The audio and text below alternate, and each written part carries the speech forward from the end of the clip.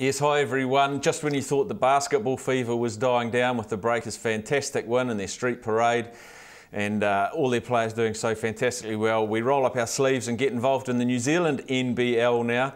And joining me is the legend of New Zealand basketball, Mr. Pero Cameron. Welcome along, Pero. Morning, Staf.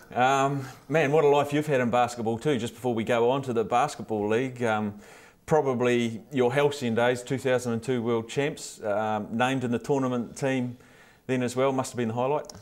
Yeah, very lucky to be a part of that experience there, and I think all the lemonades I had during the week at the local with the coaches helped me get in there. So yeah, enjoyed my time. Enjoyed. So you've switched it. You put on the singlet briefly again after you retired, but now you're full-time coaching. How are you enjoying that? I actually didn't retire. I actually was hurt. I was injured. I had an operation and then came back last year for the Worlds. But the singlet's definitely off, and so are the shoes. And really enjoying the coaching. So you're with the Saints in your second season now with the Saints? Second year, yep. Second year here in Wellington, and really enjoying myself. The people are great, and the wind is cold, but really enjoying myself here. You would be enjoying yourself because you're unbeaten so far. Your team's going really, really well. Got a nice deep team, and I noticed on the score sheets from, I think, your last 6 games, or the 6 games you've had 5 different top point scorers. Must be a nice luxury for you to have a really good roster. Yeah, we're going okay. We've played 6 teams. Waikato probably been the toughest of the bunch there, but we've struggled at times and been very lucky to get across the line and get the result. We are getting better, and we are getting different guys stepping up. So that is definitely a plus. But it's early days, and we've got a long season. You mentioned Waikato, the toughest team you've played so far. They've got a game tonight against Southland, and before I came in, I thought I'd have a look at the relative strengths of the teams. Waikato, the players that people will know, Thomas Abercrombie and Alex Pledger are probably the 2 biggest names. But Southland have signed Kevin Braswell.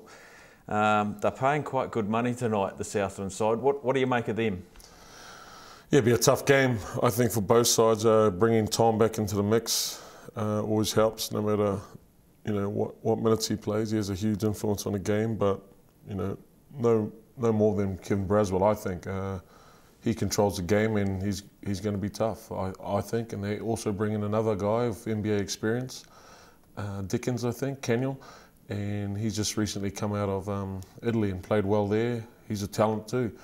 But it'll be a great game to watch. They got 2 Dickel and Braswell versus Smith and Crow. So 2 guards going at 2 guards. Really exciting. So Southland are a lot better side than what we've seen in the earlier rounds. Is that what you're saying? I guess especially with the likes of Kevin Braswell, who's got the nickname the Closer, I think, and this new NBA type guard. They're a completely different side now. Yeah, let's say he's just not shy, he will get them up, and he's not scared of nothing. He likes the big shots, and he's a tough player, very experienced. He's played a number of leagues around the world, but also the other big American, he comes in as a great shooter. They're going to be tough. I think they're a lot better team with these 2 added, and guys like Dickel and Polyblank, I think will rise to the occasion. They're big game players. Sounds to me like $8 on Southland tonight, and it is live on television. Could well be a very good price, Pero. Yeah, I think so. Pledge and Abercrombie have come off a great season with the Breakers, and they're going to be tough. But they've had 2 weeks off, and anything can happen. Right, your next game, you've got a double header down in the deep south, Otago and Southland. 2 days in a row. How hard is it to play 2 days in a row? I noticed you did 3 games in 4 days at the start of May. Yeah, just sitting and watching is tough for me. Yeah, it's tough when you play away. Everybody or every team is a lot tougher at home with the support and the so-called home calls. That's the way it goes. You expect tough calls on the road, and you expect the other team to get up and play for their crowd. And 2 games, every time you go down there, Otago's always been tough for me, even as a player, and Southland was very tough too. They've got 3 games, so we're lucky enough to get them on the last leg of their 3 games, and hopefully we can get them both. Have you found there's been a good flow-on effect from the Breakers' success and that's transferred into good crowd numbers? Because I noticed you had your first sellout since about 1988 or something at Te Rauparaha Arena in Porirua the other night. Are the crowds coming along? Yeah, we've had, even the first game back here was huge. There was a lot of support, and generally around the country it has been. So we're jumping on that wave that the Breakers created, and it's great. It's great. The sport is getting recognised around the country, and it's been exciting. And to win against an Australian team in that competition is huge, and it's great for New Zealand sport and Kiwis in the whole.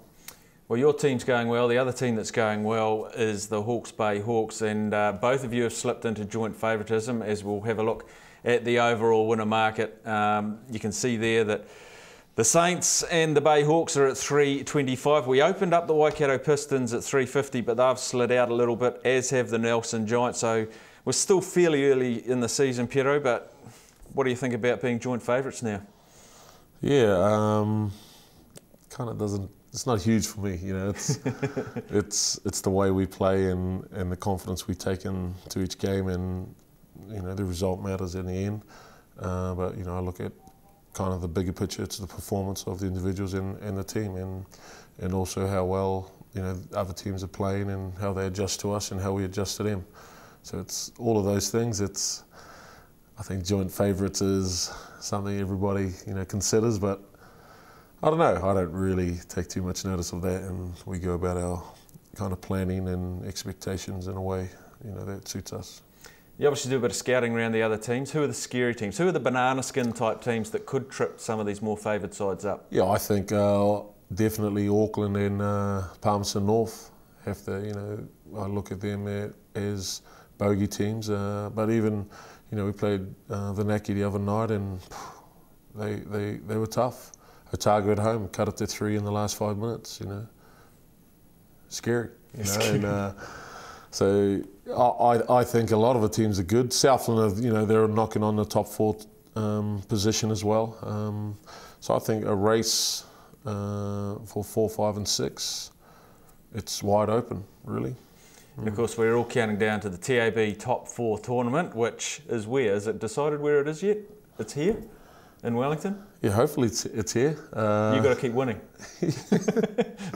There's a little bit of pressure, but yeah, that's the plan. We want it here, and I think it's going to be a Final 4 weekend, and it'll be a great weekend. It's the old format they used to do, which captured me when I was a youngster, and it's a great weekend for basketball. Well, there we are. Thanks very much, Pero Cameron. We will be catching up with Pero later on in the season if he can squeeze into his Suzuki Swift again and find his way to Avalon. But yeah, it's a fantastic season, the New Zealand NBL, the TAB Top 4 tournaments coming at you later on in the year. And let's hope the Saints can host by winning all their games. Keep going to the games though. Fantastic game to watch.